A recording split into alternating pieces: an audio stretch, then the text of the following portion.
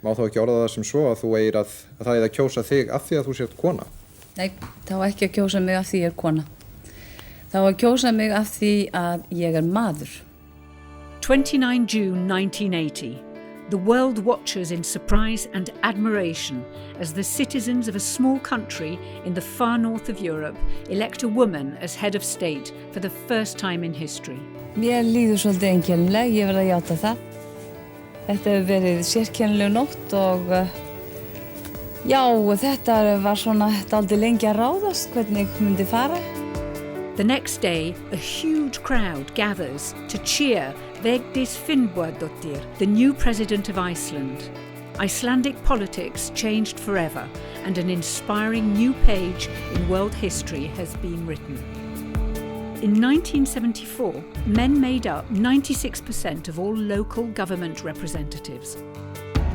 But Icelandic women were beginning to demand a greater say in politics.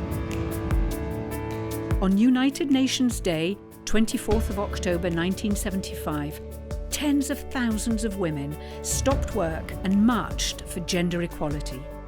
For the first time, the struggle of Icelandic women for equality grabbed the world's attention.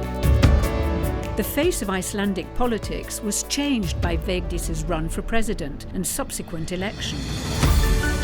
Political parties in Iceland realised that women had heaps of votes and that they dared, could and wanted to take an active part in politics. It was a sea change. After she took office, women stood for election more frequently and the number of elected women increased. Vigdís was re-elected unopposed in 1984. She oversaw the Reykjavik summit on the 11th and 12th of October 1986 between American President Ronald Reagan and Soviet President Mikhail Gorbachev, which is credited with improving relations between the superpowers and helping to bring the Cold War to an end. Madam President, your country, Iceland, boasts a history that includes a Republican Constitution and an assembly as far back as the year 930. Now that's going back pretty far, even by my way of counting.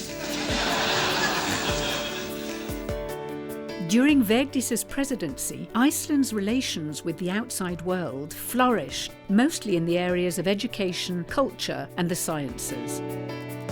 As an active and engaged head of state, she represented the nation abroad and shaped national identity through culture at home. In a memorable speech to the Parliamentary Assembly in Strasbourg in 1991, the Icelandic president pleaded for diversity in Europe and mostly the fight against prejudice. Diversity is the great strength of the European heritage, and we must foster this quality and never allow it to divide us. The fight against prejudice is a movement towards peace. 30 years after that speech, in May 2023, ahead of the Reykjavik summit, the Council of Europe Parliamentary Assembly and the Government of Iceland launched the Vigdís Prize for Women's Empowerment. The €60,000 annual prize rewards outstanding initiatives which promote the empowerment of women in all their diversity, with a broad remit covering achievements in gender equality or equal access to participation and decision-making.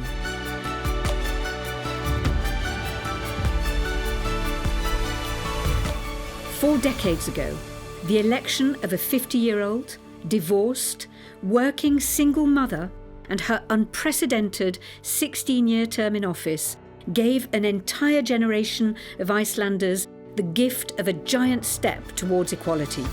Today, the Vigdís Prize seeks to pay tribute to an iconic president, a courageous woman and an inspiring human being.